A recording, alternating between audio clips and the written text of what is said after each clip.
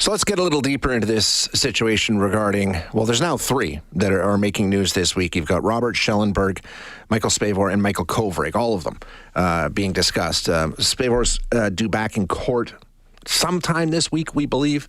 Schellenberg was in court yesterday. Let's get the details on how we got to this point, though. We have Rachel Gilmore joining us now, who is a national online journalist with Global News. Rachel, thank you for joining us. I appreciate your time.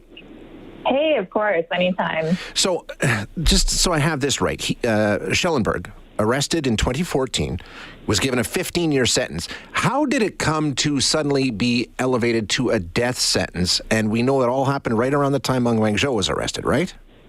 Yeah, it happened basically immediately after Meng Wanzhou was arrested, and I believe it was December of 2019 now? Oh my God, so long ago. I think she was arrested in very late 2018. You're right. 2018, thank you. Yeah, and then in January, so just about a month later, Schellenberg's had a hastily rescheduled he had a little retrial that they just threw together, and they gave him the death sentence there. So it was very suspicious timing on that part. It really seemed retaliatory, and it was just it seems kind of unnecessarily cruel when someone had already, kind of grappled with a sentence to now be facing death.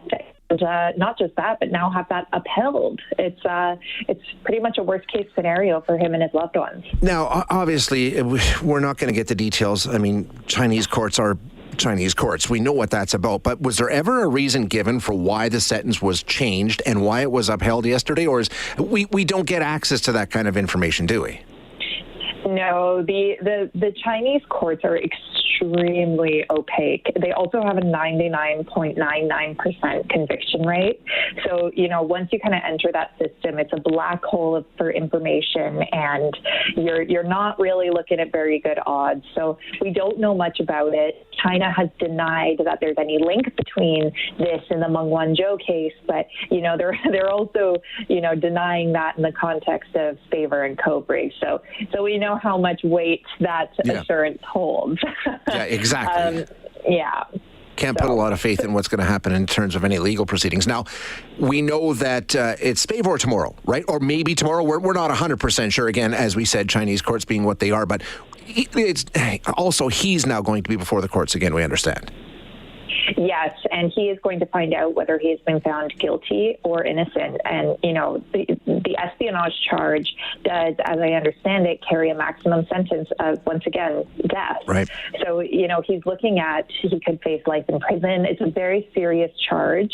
And, a lot of people are very worried about the lives of these two men who were, arbitrarily detained and, may end up killed. It's not a very pleasant legal system, and once you're kind of wrapped up in it, your odds, as I mentioned before, really aren't good. So we're going to find out, what position he's in, what sentence he may have. But one thing that's a bit interesting is all of this is happening right as Meng Wanzhou's case is also sort of coming to a head.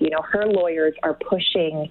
They were kind of making a final push against her extradition request from the States. So, that's kind of coming to a fever pitch, and now so are the fates of these Canadians.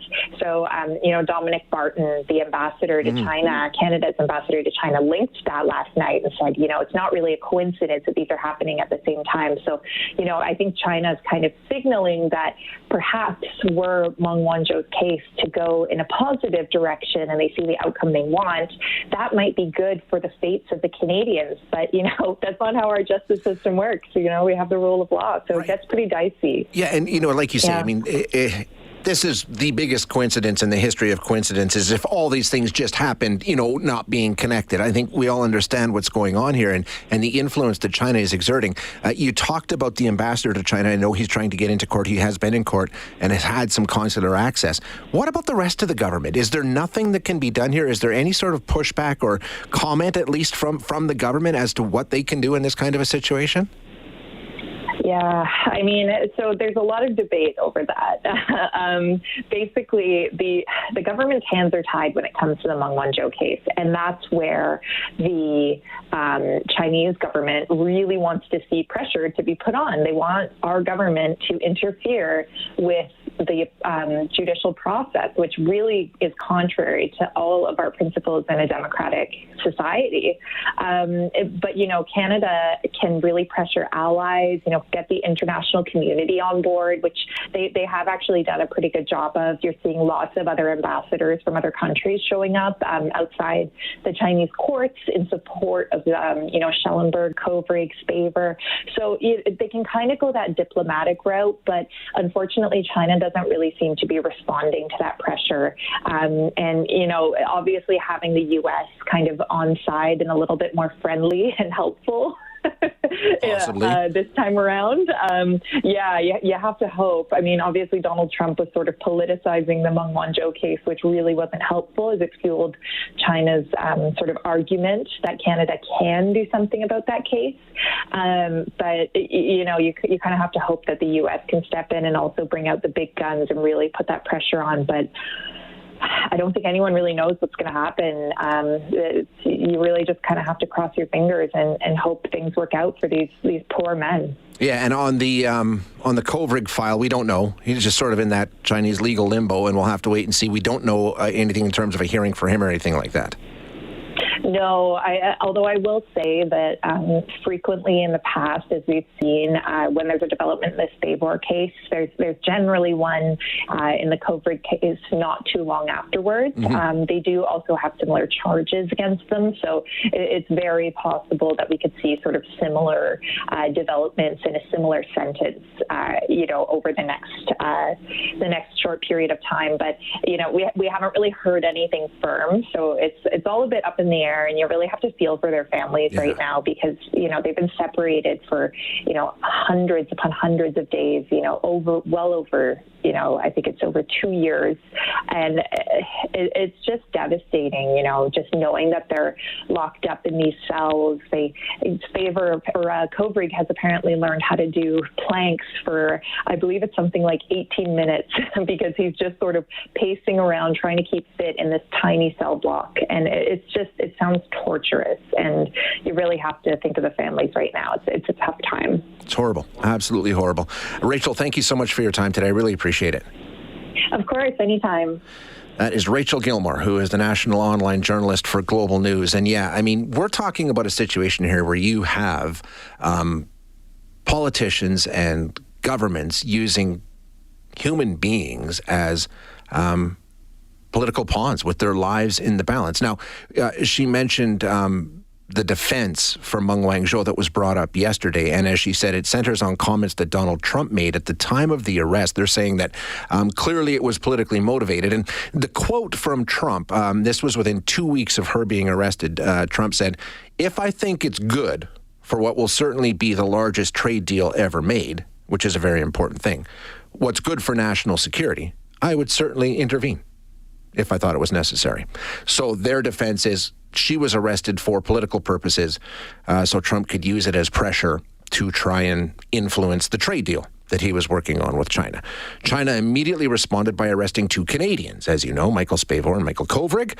They've been in jail ever since. They immediately went and changed a 15-year sentence on the drug smuggling charges for Robert Schellenberg to a death sentence. So you've got these Canadians now wrapped up in this dispute between China and the United States, and their very lives are at risk. So we'll have to continue to monitor what goes on in Vancouver with Meng Wanzhou's case. And, part of me says, you get a hold of Biden and say, hey, listen, if you want to deal with this, help us out. And if you don't, we're sending her back and getting our people back. This is ridiculous. We've got Canadian lives at risk. But then the understanding, of course, is, okay, then anytime Canada arrests anybody from anywhere around the world from one of these countries that doesn't follow the rule of law, the immediate response is to go and pick up a Canadian and hold them. So you have to stick to the lines and say, okay, just going out and scooping a Canadian up off the street and charging them with whatever you want to charge them with doesn't mean that we're going to let the person that we've arrested go. So it's a sticky situation. I understand that. But we don't seem to have any sort of recourse. Australia is taking a beating from China right now. They've put in all kinds of sanctions. They're standing strong. They're no bigger than Canada, much smaller than Canada, but they're standing in and taking the punches. We need to have the international community come together as one and rally against this. We've talked about China so many times on this show, the influence they exert over education systems, over politicians, over businesses, legally, like this, social media, on and on the list goes. And we continue to let it happen. And what's going on now, there's no other way to describe it. It's a complete and utter fiasco. It has nothing to do with law. It's people's lives being used as political pawns in a game to try and get Wang Zhou out of jail. It's staggering, and Canadian lives are at risk. It's a horrible situation. We'll keep you up to speed. Of course, as we said, Meng Wanzhou's court proceedings continuing in Vancouver on her extradition hearing to the United States. We'll see how that goes, and we'll update you if we hear anything about Michael Spavor. That's the next case, quote unquote, in Chinese court.